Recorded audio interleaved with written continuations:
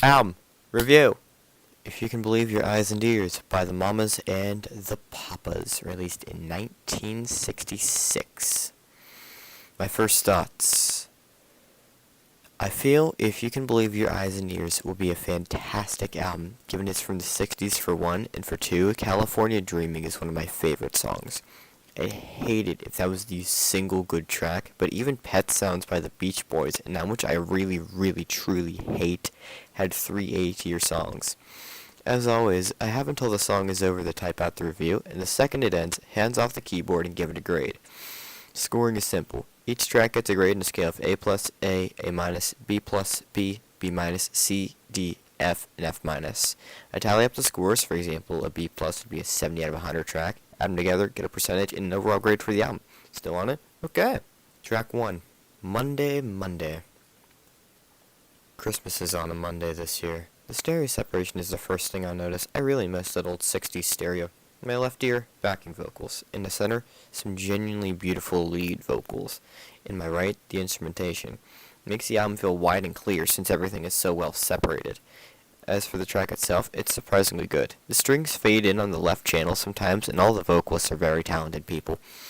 I'd like it if some of the instruments were in the left ear, though. I might pick up a mono copy if I like the record. This is an incredibly pleasing song, and I could listen to this style all day. A fantastic way to start off the album. There's a false ending, too, and that's always fun because it means you have like a full more minute of this. The lyrical stylings are nice, the melodic progression is fantastic, and it gets a little bluesy before the fade out. Fantastic. Not life-changing, but fantastic. Wouldn't run through the streets over this one. It's an A. Track 2. Straight Shooter. The guitar's in the right ear, the tambourine and bass on the right. Now we're talking. This is palatable. This is a very 60s rock track, making sense considering the release year of 1966. I could get lost in this one. I think the audio engineering on this album might be a little treble heavy. Might just be YouTube though. Decently funky. It feels like something the Beatles might play on stage. And that's what I call music. I don't know what he means by being a straight shooter, but I do not want to know. This is the quintessential mid-album track on a 60s album that nobody really talks about anymore. Female vocalists are fantastic as well. Another A track. Track 3, Got a Feeling. We slow back down again. This feels like something the Beach Boys would do on Smiley Smile, an album I personally found very confusing. This is comforting. The vocal harmonies completely fill your perception. This is another amazing song. It's haunting, absolutely beautiful, and I really like it. To give this album 3 A's in a row without any differentiation would be a little weird though. Not like it's never happened before. I like the lyrics. This could even pass in the 70s. You can really zone out to this one, a feeling that's hard to come by. Comforting like how Sleepwalk by Santo and Johnny is. Genuinely wowing. This is a playlist song. A+. Track 4, I Call Your Name. A Beatles cover, just like how I hoped it'd be. This has already been done by Billy J. Kramer and the Dakotas despite its obscurity. But the thing is it good? The Mamas and the Papas change a swinging tune to a honky-tonk bar song that picks up near the bridge. I'm not sure how I feel about it. On one hand, it's pleasant, but on the other, I like covers to be as true to the originals as possible. This isn't very Beatle-y. It's our first okay song. I won't give it a bad grade because it's really good, but there have been better covers. It almost feels more 50s and 60s.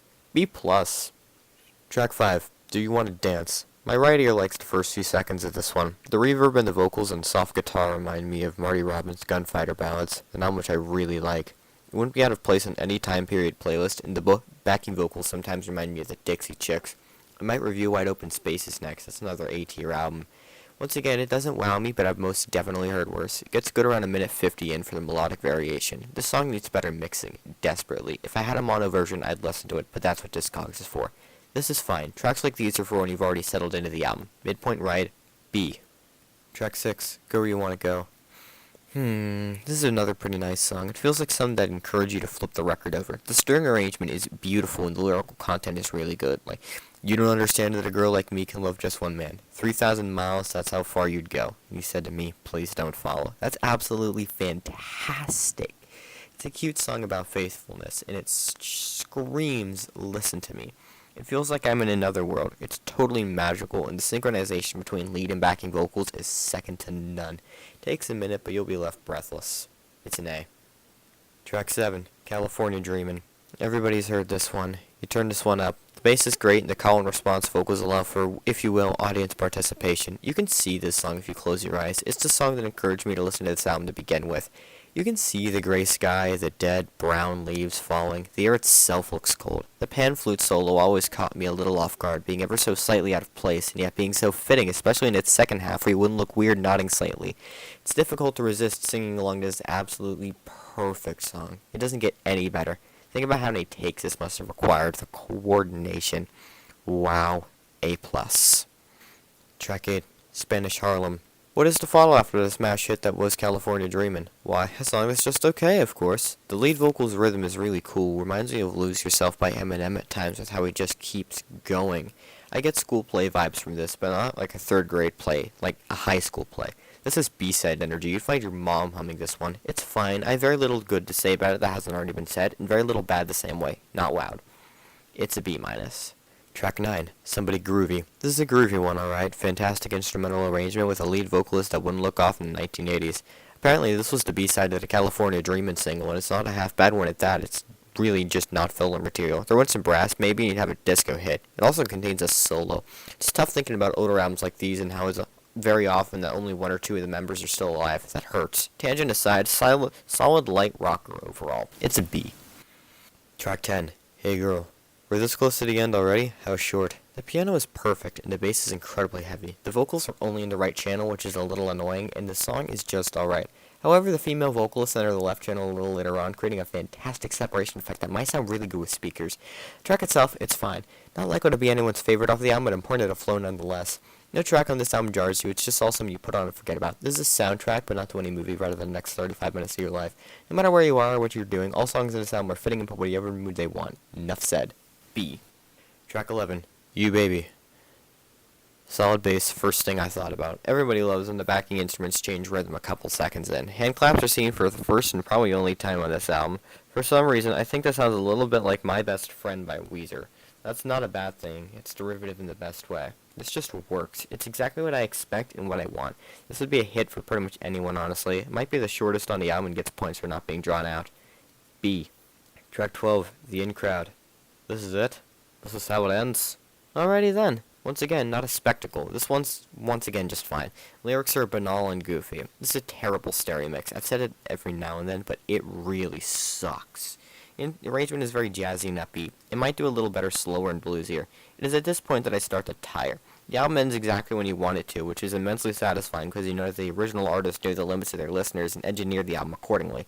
This track isn't very replayable, at least in my opinion, and it's a slightly unsatisfying way to end up an album. Once again, could have been saved by a better mix, maybe even in mono. I'm just glad it's over. B-. Final thoughts. Much like most albums at the time, the first half is some really wowing stuff, though with the exclusion of California Dreamin', there's not much incentive to flip the record. Not a bad album by any means. Lots of B's and lots of A's. No explicitly bad tracks, but some which do drop my ranking a little bit. Final score, and 880 out of 1200, or 73.33%, gives this album a low B+. Very recommendable, brought down by its second half, but a worthy listen and something that deserves to be heard. Best track is California Dreamin', and its worst is probably The In Crowd. I know I didn't write that on the page, but whatever, who cares? Anyway, that's a good review. That's a wrap.